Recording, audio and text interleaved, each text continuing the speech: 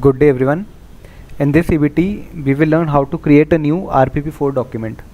Now for some projects, this document might be valid, and during the approval of RPP3 document, basically the PME cell will decide whether for this particular project RPP4 needs to be created or not. And accordingly RPP4 might be created for some projects it might not be created.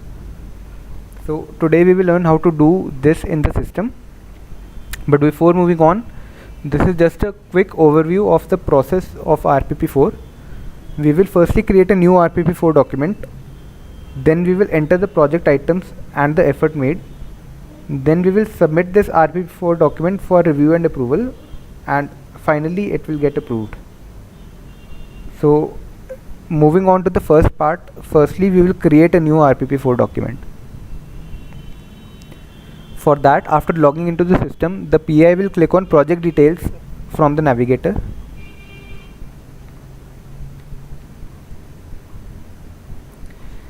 He will then select his RPP1 document. In our example, this is the RPP1 document for which I am creating RPP4. Again, remember that this RPP4 document needs to be copied from the RPP1. You cannot create an RPP4 document from RPP2 or RPP3. Always the RPP1 needs to be the base. This is so because if there is any modification, like if the team composition changes, then these changes would be reflected in RPP1 document in the form of an amendment. So always take the latest RPP1 document.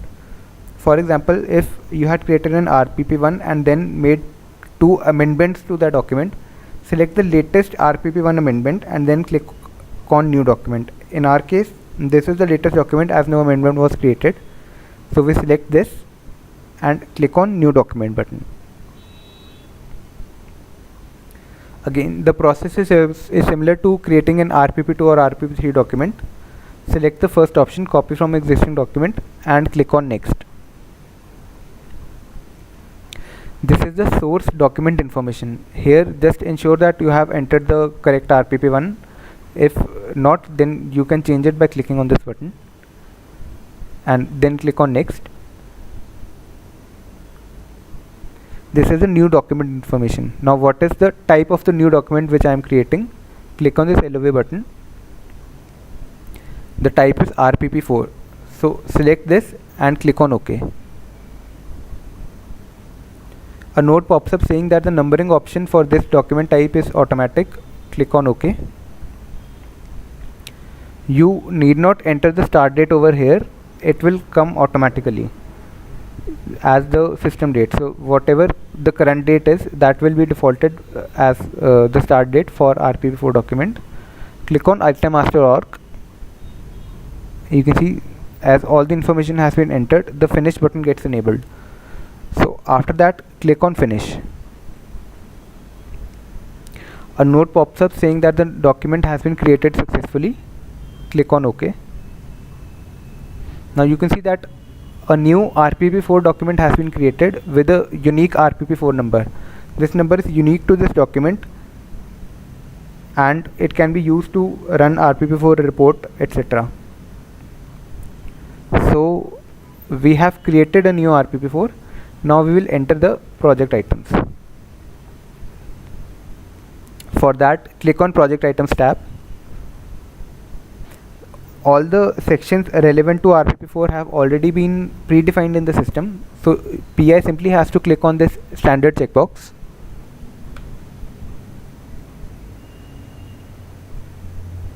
A note pops up informing you that you have to select the correct item as per the document type.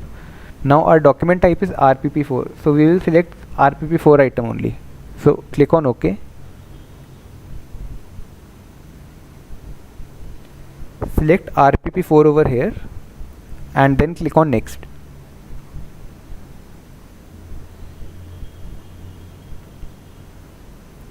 Now here enter the relevant information. For example, if I have to enter economic benefits and impact, I will click over here and enter all the information over here.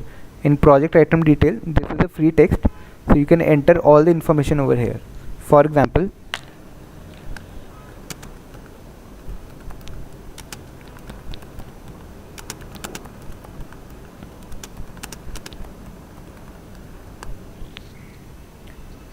To give you another example, I can click on over here for at research work undertaken, and I can enter all the relevant data over here. So what is the research work undertaken on the problems identified as future line of research work? For this, whatever data I need to enter, I can click over here and enter the data here. Whatever I enter in project item detail, whatever information I capture over here in this free text field, this is the information that will be displayed in the RPP4 report output.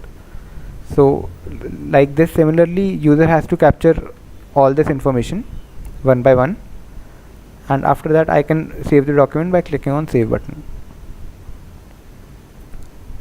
So we have also captured the project items. Now the efforts made for technology transfer need to be captured. For that, you can see that there is a separate tab applicable only for RPP4 by the name of efforts made. Click on this tab. Here enter the serial number 1, expected end users. Click on this LOV button and select who the expected end user is. For example, the user, let us say it is researchers. So I select this and I click on OK. Now what are the details of research output? So you can mention the details over here.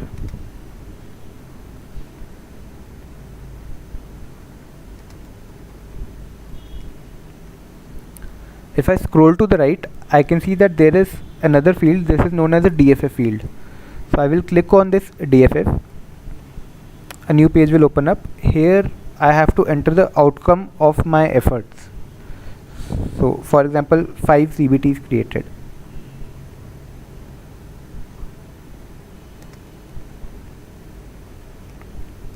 So I will enter the outcome of the effort over here and click on OK. So for the first line, this is my expected end user. These are the details of the research output. This is the outcome of my efforts, and over here I will enter the efforts made for transfer of research output to clientele. So for example,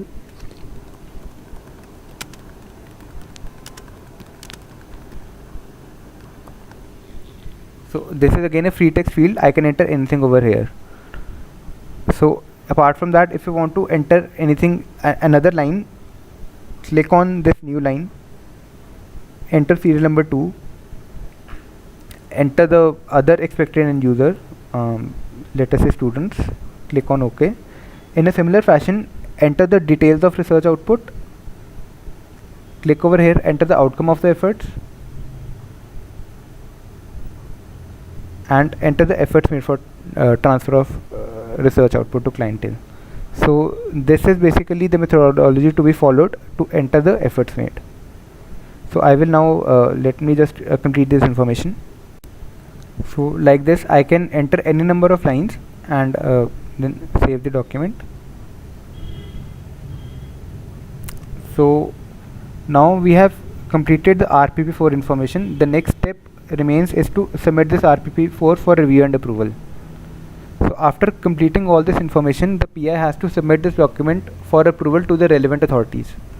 For that, click on Project Team Info Doc Approval tab. A note pops up for the PI. The PI should ensure that the following required information should be captured before submitting RPP4 for approval: project items information and efforts made.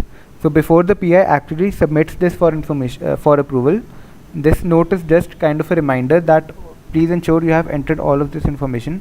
So the PI may cross-validate that, okay, if anything is missing, I need to enter this information, or if I have entered all the items, all the things, I can go on and submit it for approval. So I will click on OK over here, and I will click on Forward for Approval button. As soon as I click on this button, this document is sent to the person who is next in line in hierarchy for approval. So for example, if it is the HOD who needs to approve this document, as soon as I click on it, the approval process has been started.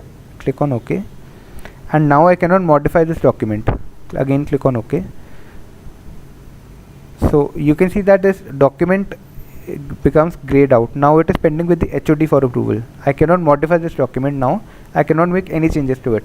Now it is pending with the next person in approval hierarchy for approval. So we have successfully learned how to create an RPP4 and how to submit it for approval.